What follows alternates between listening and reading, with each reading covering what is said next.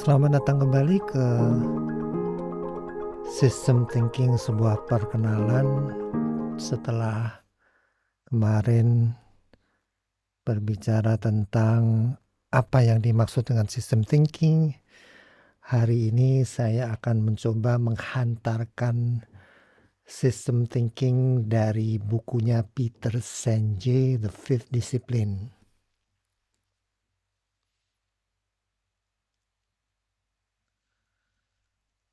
Jadi di buku The Fifth Discipline ini karangan Peter Senge disebutkan bahwa pemahaman sistem dan keterbergantungannya akan mempromosikan atau akan membuat organisasi itu menjadi organisasi yang belajar dan bisa beradaptasi. Kenapa saya mengangkat The Fifth Discipline? Karena inilah buku yang saya baca ya.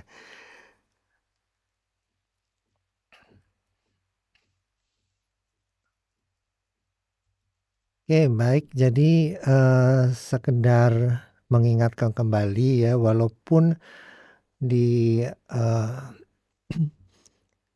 presentasi kemarin ya, yang pertama sudah dinyatakan bahwa baik Peter Senge maupun Donella Meadows tidak membuat suatu definisi yang tegas ya tentang apa sih system thinking itu. Namun untuk pemaparan di sini saya rasa diperlukan sebuah pemahaman ya, sehingga walaupun tidak dinyatakan secara tegas oleh pakarnya antara lain oleh Peter Senge dan Donella Meadows, mari kita persempit dulu untuk bisa lebih memahami dengan mudah ya. Jadi di sini dinyatakan bahwa system thinking itu adalah suatu pendekatan holistik yang berusaha menganalisa dengan fokus bagaimana komponen dari sistem saling berhubungan dan bekerja overtime dalam konteks sebuah sistem yang lebih besar lagi ya. Jadi bukan berdiri sendiri tapi dalam konteks sebuah sistem yang lebih besar lagi. Nah, pendekatan sistem thinking ini berbeda sekali dengan analisis tradisional di mana lebih ditekankan kepada belajar dengan dekonstruksi ya. Dekonstruksi menjadi elemen-elemen terpisah ya, tapi kalau system thinking itu berpikir secara utuh ya. Ini ada suatu model yang selalu dibawa kalau dalam system thinking, yaitu model gunung es ya. Ini di sini dinyatakan bahwa event itu selalu terjadi di atas pola, dan pola terjadi di atas systemic structure ya. Jadi karena systemic structure menghasilkan pola dan event, tapi sulit dilihat dengan mudah ya. Ini ibaratnya seperti gunung es ya, diibaratkan sebagai gunung es di mana event itu merupakan tip atau ujungnya saja ya. Jadi event ini merupakan tipnya saja, sedangkan ini ya merupakan batasan yang di sini ini tidak bisa langsung terlihat pola maupun systemic structure yang menyebabkan pola yang menghasilkan event itu tidak mudah terlihat.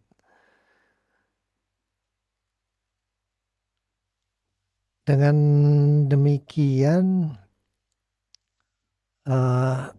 sebenarnya ya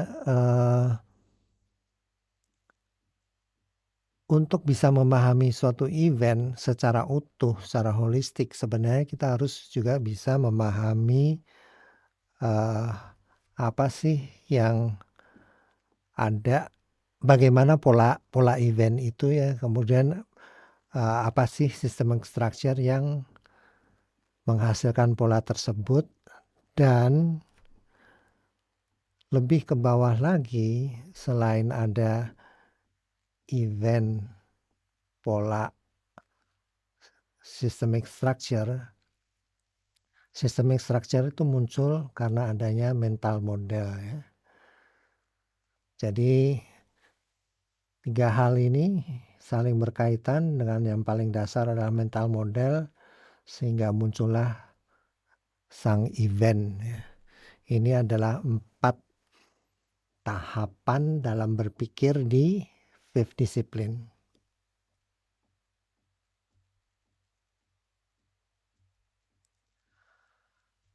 Pendekatan Peter Senge terhadap pemikiran sistem, ini terjemahan dari System Thinking ya, seperti yang diuraikan dalam bukunya The Fifth Discipline, The Art and Practice of the Learning Organization, melibatkan metodologi dan seperangkat alat yang dapat digunakan untuk mengembangkan keterampilan berpikir sistem dan menerapkannya pada tantangan dunia nyata. Secara garis besar metodologinya terdiri dari beberapa elemen kunci. Oke, jadi di sini tidak secara langsung dijelaskan metodologinya ya, tapi elemen kunci untuk membangun metodologi tersebut. Dan ingat ya bahwa system thinking ini adalah holistik ya, melihat secara utuh. Jadi kita yang kita lihat tuh sebenarnya interrelasi, interhubungan dari elemen-elemen yang ada di dalam sistem.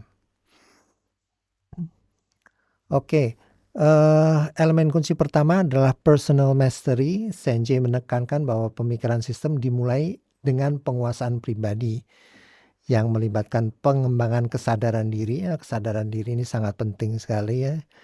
Ada kesadaran diri, ada memperjelas visi pribadi, dan terus belajar. Penguasaan pribadi membantu individu untuk memahami model mental, bias dan asumsi mereka sendiri, sehingga memungkinkan mereka untuk lebih memahami dan terlibat dengan sistem. Jadi yang saya ambil dari elemen kunci pertama ini sebenarnya bagaimana kita sadar tentang diri kita sendiri ya, dan bagaimana kita sadar mengapa kita melihat apa yang kita lihat, berbuat apa yang kita berbuat, merasakan apa yang kita rasakan ya. Untuk memahami mental model. Nah, mental model sendiri itu apa? Mental model itu Senge menyoroti pentingnya mengenali dan menantang model-model mental, asumsi dan keyakinan yang sudah tertanam kuat yang membentuk pemikiran kita dan mempengaruhi perilaku kita dalam sebuah sistem. Dengan merefleksikan dan mengunci modal mental kita dapat memperoleh wawasan baru dan membuka kemungkinan untuk perspektif alternatif.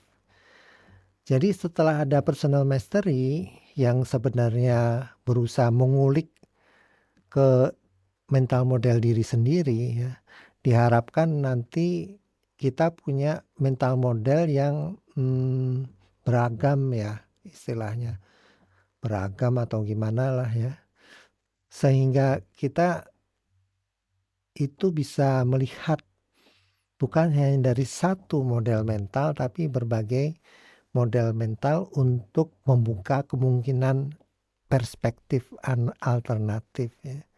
Perspektif alternatif ini sangat penting ya. Jadi diharapkan model mental kita bukan suatu hal yang mono, tapi suatu hal yang multi ya. Multi model mental.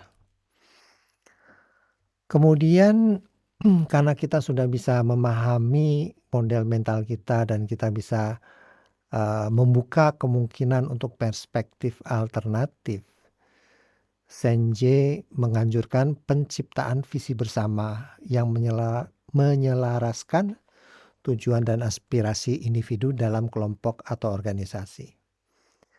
Visi bersama menumbuhkan rasa tujuan kolektif dan berfungsi sebagai kekuatan untuk pemandu dalam pengambilan keputusan dan tindakan dalam sistem. Ya, namanya sistem ya, nggak mungkin kita berdiri sendiri ya, individu, tapi pasti akan berhubungan dengan hal-hal yang lain ya. Oke, jadi personal mastery, mental model, personal mastery untuk memahami mental model kemudian bisa lebih beragam, multi bukan mono. Kemudian di atas multi mental model tersebut dibangun suatu visi bersama.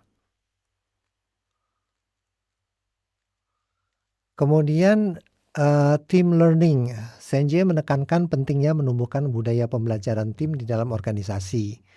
Hal ini melibatkan penciptaan lingkungan yang mendorong dialog terbuka, umpan balik konstruktif, dan pemecahan masalah secara kolaboratif. Dengan memanfaatkan kecerdasan kolektif dan perspektif yang beragam dari tim, pemikiran sistem dapat diterapkan dengan lebih efektif. Pemahaman saya kalau kita sudah membangun 3 hal tadi ya, personal mastery, mental model, kemudian di atasnya ada shared vision ya. Jadi kita sudah sepakat bersama-sama berada dalam suatu sistem tertentu yang kita sepakati. Maka kita harus juga bisa mampu belajar bersama, bukan belajar individual ya. Seperti dijelaskan di sini, karena kita sebagai sistem memerlukan kecerdasan kolektif ya, dan perspektif yang beragam dari tim. Nah, itu menuju hal yang terakhir, system thinking tools. Ini ada kata-kata toolsnya ya, tapi intinya sih sebenarnya mungkin yang dimaksud kalau kita sudah bisa memanfaatkan kecerdasan kolektif ya, dan perspektif yang beragam dari tim, maka sebenarnya kita sudah menjalankan system thinking. Nah, makanya mungkin di sini ada muncul system thinking tool ya. Senjie memperkenalkan berbagai alat dan teknik yang dapat membantu dalam menerapkan pemikiran sistem. Alat-alat ini termasuk diagram sistem, seperti diagram lingkaran sebab akibat, dan diagram stok dan aliran nih. Stok dan aliran nih setahu saya dari Donald Meadows ya, yang membantu memvisualisasikan hubungan dan loop umpan balik dalam suatu sistem.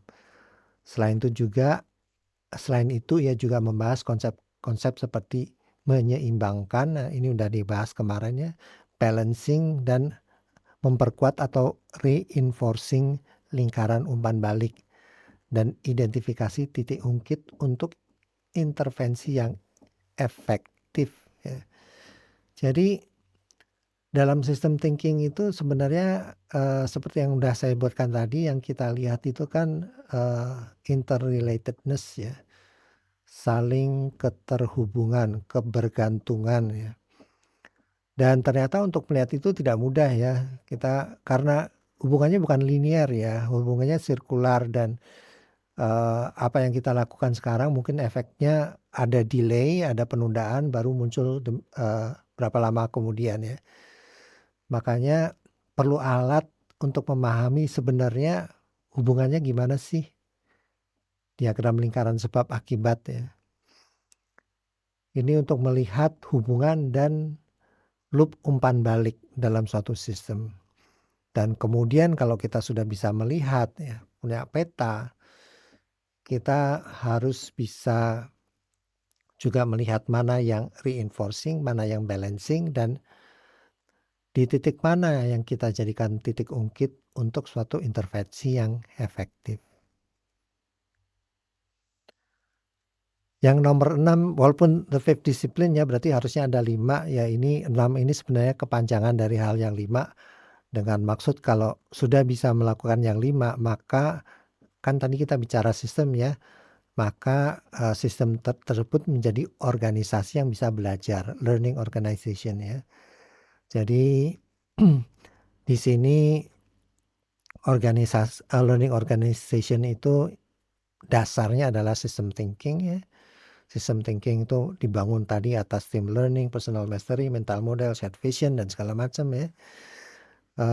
Tapi maksud dari learning organization ini adalah memprioritaskan pembelajaran kolektif ya. Pembelajaran kolektif, kesadaran akan sistem, dan kemampuan untuk merespon secara efektif terhadap perubahan dan tantangan. Nah, ini yang sangat penting ya. Jadi, oke, berubah pribadi mungkin bisa, tapi karena kita kan makhluk sosial ya, bersosialisasi, kita kumpul dalam suatu struktur sosial. Struktur sosial itu bisa disebut juga dengan sistem. Kalau kita ingin mengubah secara sistem, ya berarti kita harus mengubah melalui bagaimana kita bisa memahami perilaku organisasi tersebut atau sistem tersebut, dan kira-kira di mana sih kita bisa melakukan intervensi untuk membawa perubahan ya. Dan perubahan ini merupakan respon terhadap perubahan di lingkungan, environment, dan tantangan-tantangan. Contoh yang sekarang kan rame dan mungkin masih akan terus rame terus adalah perubahan iklim ya. Perubahan iklim walaupun hasil dari tindakan individual, tapi itu menjadi suatu akibat kolektif kan ya. Dan iklim itu merupakan suatu sistem. Manusia yang melakukan tindakan-tindakan yang menyebabkan perubahan iklim itu juga terkumpul dalam suatu sistem sosial ya. Jadi perubahan iklim tidak mungkin hanya dilakukan menurut saya ya, dengan merubah individu saja, tapi sistem sosialnya juga harus berubah. Salah satu contoh ya. Nah, ini ada sedikit memperjelas dengan tipe organisasi ya. Ini diambil dari Swearinga, Wiersma, Becoming a Learning Organization Beyond the Learning Curve. Bukunya memang sudah lama, tapi menurut saya ini bagus sekali, basic ya. Jadi tidak lekang dengan waktu, dengan berjalannya waktu ya, karena itu akan tetap relevan. Jadi di sini dia mengatakan bahwa organisasi itu ada 3 ya. Organisasi itu ada 3. Dia menyatakan bahwa ada entrepreneur dengan proses pembelajaran deciding dan doing. Ya, kemudian ada preskriptif dengan pembelajaran thinking, deciding, doing. Dan yang terakhir yang tadi juga dia disebut adalah dengan learning, tipe learning, yaitu dengan tipe pembelajaran atau proses pembelajaran doing, reflecting, thinking, deciding ya. Kemudian si pengarang ini Swearinga dan Wiersma ya, nggak tahu saya pronounce yang benar apa enggak, ini 2 orang Belanda ya, berusaha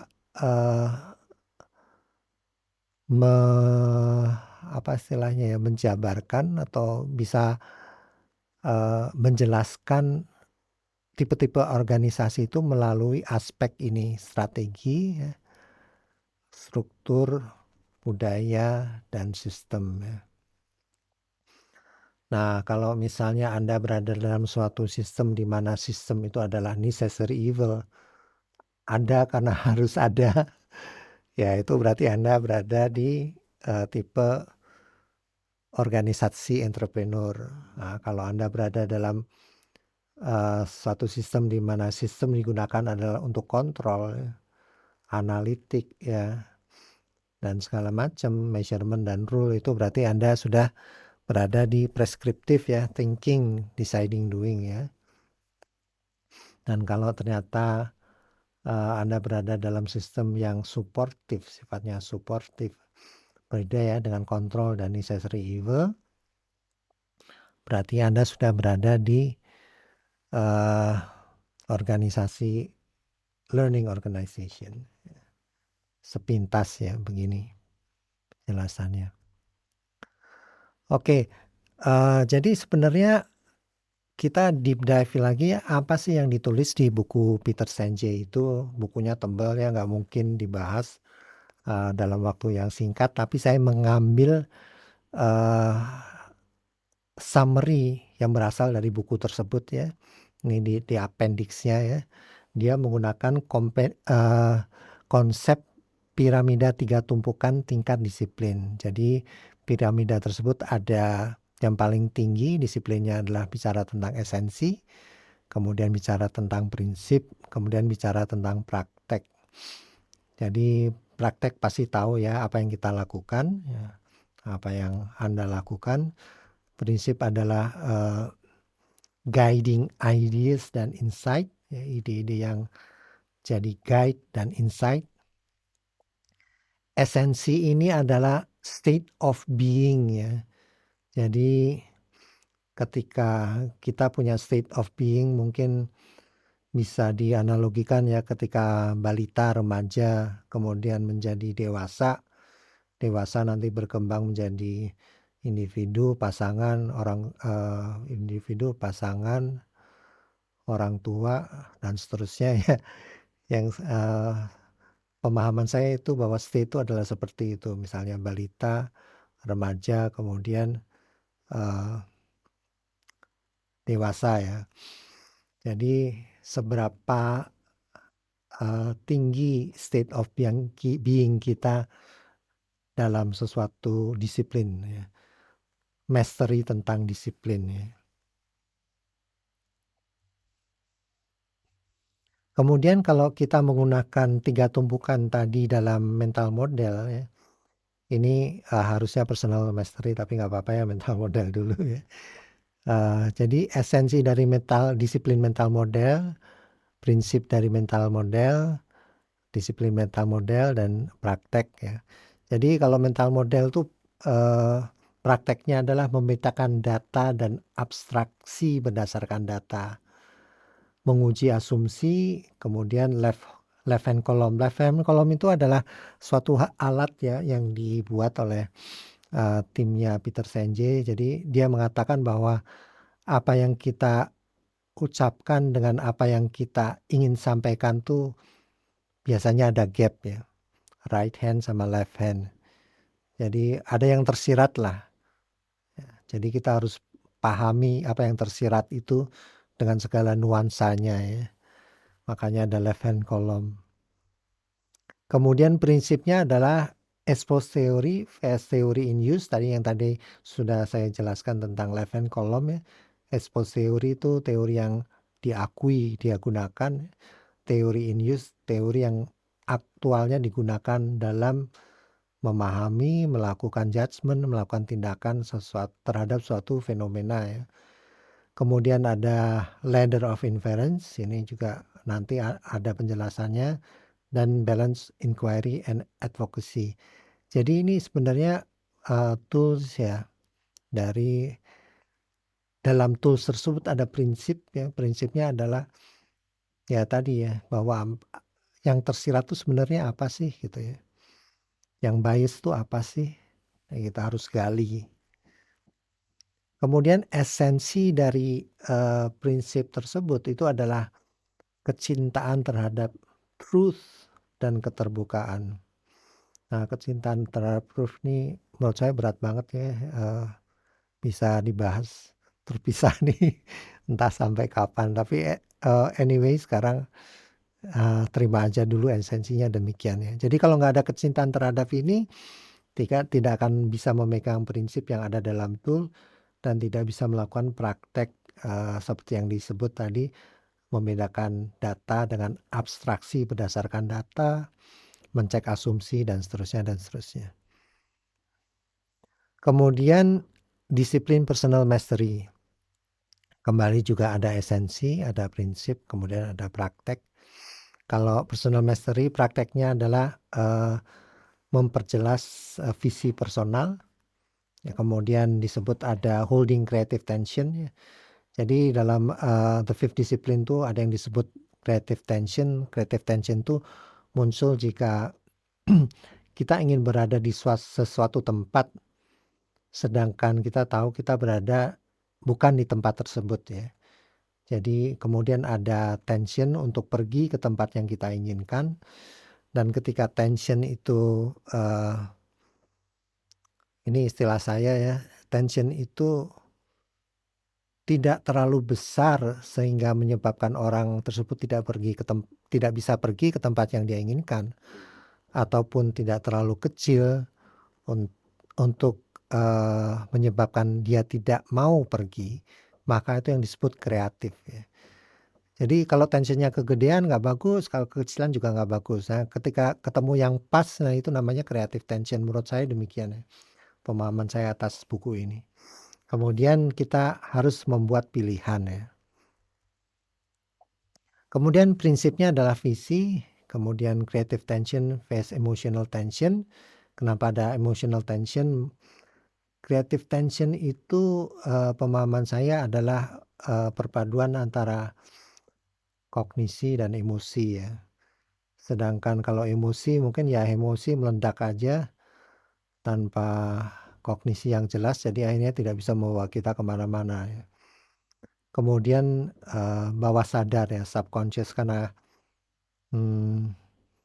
mungkin maksudnya adalah seringkali kita juga nggak paham sih tentang apa yang what makes us tick ya.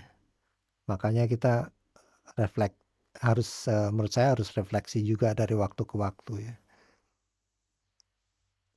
Kemudian esensinya adalah being ya, menjadi sesuatu. Kemudian ada generativeness, jadi selalu kita mengenerate sesuatu, dan ada connectedness, keinginan untuk saling, tetap mempunyai hubungan ya. Oke, disiplin berikutnya adalah shared vision ya, mungkin dari judulnya udah bisa ditebak ya. Jadi praktisnya adalah bagaimana kita melakukan visioning proses ya. Bagaimana kita berbagi personal vision, bagaimana kita mendengarkan pada yang lain, bagaimana kita bisa membiarkan terjadinya freedom of choice. Ini juga menarik ya, apa sih freedom nih? Ya, tapi jangan dibahas terlalu dalam dulu ya. Kemudian ini yang penting, acknowledging current reality ya, realita yang ada sekarang ya kita harus acknowledge ya, supaya bisa move on ya. Kemudian ada yang disebut, prinsipnya adalah shared vision as hologram. Jadi kenapa hologram? Kalau, mungkin Anda tahu bahwa hologram itu kan, berbagai sumber gelombang elektromagnetik, dalam hal ini cahaya ya, dengan, frekuensi dan, amplitudonya yang spesifik, yang melambangkan energi itu bertemu, berinterferensi, dan entah gimana caranya bisa membentuk, suatu bentuk seperti 3 dimensi ya, tapi itu sebenarnya hologram. Ya contoh, atau hologram 2 dimensi itu banyak ya, tapi ini adalah hologram 3 dimensi ya. Jadi kalau kalau tidak ada, cahaya ya, dan tidak ada proses interferensi, ya nggak bakal ada hologram gitu. Yang saya tangkap demikian ya. Kemudian harus dibedakan antara komitmen sama compliance ya. Pemahaman saya komitmen itu lebih dalam daripada compliance. Pada satu saat kalau compliance hanya mengikuti aja, satu saat dia akan, "Oke, saya udah capek, saya udah nggak paham, saya hanya comply di sini saja," gitu. Tapi kalau komitmen tuh selalu berusaha mencari, jadi apa sih sebenarnya yang mengganggu saya, cari terus gitu. Kemudian esensinya adalah namanya juga shared vision ya, commonality of purpose. Jadi kita punya, tujuan besar bersama ya. Kemudian partnership. Nah, partnership nih entah tepat apa enggak ya, kemitraan kah? Oke. Nah, 3 tumpukan yang terakhir itu adalah system thinking ya. System thinking itu nanti praktisnya kita selalu bicara tentang sistem archetype dan simulasi. Prinsipalnya kita, berusaha memahami ya, bagaimana struktur mempengaruhi perilaku, eee, resistansi terhadap kebijakan dan bagaimana mencari titik ungkit. Esensinya adalah holism dan interconnectedness. Jadi kita punya tadi ya mental model, kita punya personal mastery, kita punya, building shared vision, kemudian kita punya system thinking disiplin. Nah, padahal tadi ada 5 ya, tim learning-nya di mana? Piramida 3 tumpukan ini ya, di mana? Nah, di bukunya nggak ada tuh. Jadi ya, menurut saya tim learning ini sebenarnya kembali ke gunung es ini ya, bagaimana kita memahami gunung es ini ya. Gunung es ini jadi kita harus tahu eventnya apa, dan kalau kita, memberikan reaksi maka kita bereaksi terhadap event. Kemudian di bawah event ini, sebenarnya polanya gimana ya, polanya gimana kalau kita, melakukan sesuatu di tahapan ini kita berantisipasi supaya hal yang baik terjadi, hal yang kurang baik tidak terjadi. Kalau kita bicara tentang systemic structure yang, melahirkan, pola perilaku, maka kita mendesainnya. Kemudian ketika kita berusaha memahami kenapa sih ada systemic structure itu, kita berarti terjun ke yang paling dalam mental model, dan ketika kita melakukan, apapun di level ini, tingkatan ini kita bertransformasi. Nah, ini sedikit personal comment aja ya, kayaknya sekarang kan sering tuh, oke transform ini, transform itu, transform, tapi paham nggak sih sebenarnya transformasi itu apa? Menurut saya ya, berdasarkan ini ya, kalau orang bicara transformasi harus paham tentang, gunung es sistem dulu ya, dan bertransformasi itu bukan suatu hal yang mudah ya. Mudah diucapkan, belum tentu bisa dilaksanakan, atau sebagian besar tidak bisa terjadi karena mungkin pemahaman yang kurang dalam tentang transformasi itu apa.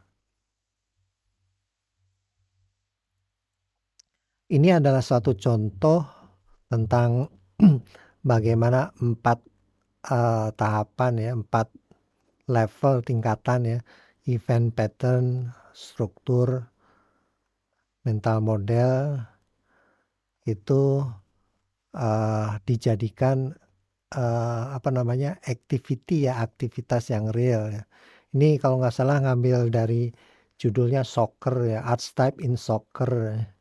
Jadi sepak bola, tapi nggak tahu sepak bola Amerika atau, soccer atau football, American football ya. Tapi anyway, poinnya adalah kalau di event tuh berarti hal-hal yang harus kita lakukan itulah bagaimana passing ya, bagaimana tackling, bagaimana menembak, bagaimana, membuat profil aktivitas pemain ya. Saya bacanya demikian. Kemudian kalau pola itu berarti bagaimana para pemain itu membuat jejaring, untuk, passing bola ya. Kemudian bagaimana mereka dispersi ya, membentuk suatu struktur atau apa gitu. Kalau di bola kan ada 4-4-2 dan seterusnya ya. Dan kalau tim center nih, pemahaman saya adalah bagaimana selalu jangan lupa senternya itu di mana ya. Nah, ketika bicara tentang struktur, itu kita bicara tentang yang lebih, ini jelas di lapangan ya. Ini terjadi di lapangan tapi tidak mudah dilihat, tapi bisa ya, bisa dilihat relatif lebih mudah ya, dibandingkan dengan ini. Ini yang tidak terjadi di lapangan, kan ada coaching, struktur coaching, jadi struktur coaching yang tepat tuh gimana, ya untuk, bisa mengembangkan talenta pemain ya. Kemudian, dari pelatihnya itu ekspektasinya mesti gimana, kemudian edukasi dari pelatih juga gimana, ya. Jadi ini yang tidak terlihat di lapangan ya, ini ke bawah ini makin jauh dari event atau lapangan ya, tapi penting gitu. Nah, mental model di sini adalah asumsi dan belief dari semua pihak yang ada dalam persepakbolaan tadi. Jadi ada pemainnya, ada pelatihnya, ada fansnya, ada eksekutif klub, pemilik klub dan seterusnya. Bagaimana mereka bisa bersatu untuk melihat, ya pasti mau menang ya, tapi menangnya caranya gimana kan, melihatnya sebenarnya yang jadi tantangan apa, tantangan, halangan, dan bagaimana mengatasi dengan kekuatan mereka. Oke, jadi demikian presentasi saya hari ini untuk, System Thinking Peter Senge. Memang sebenarnya, ini bukan suatu hal yang bisa, dilihat, didengar, kemudian dipraktekkan terus jadi jago gitu ya, 30 menit, 40 menit. Tapi ini adalah suatu proses yang harus dilakukan berulang-ulang sehingga terutama bisa membedakan di tahapan-tahapan tersebut dan apa sih yang harus dilakukan ya di 4 tahapan ini ya, gitu. Oke, terima kasih, sampai ketemu di lain kesempatan.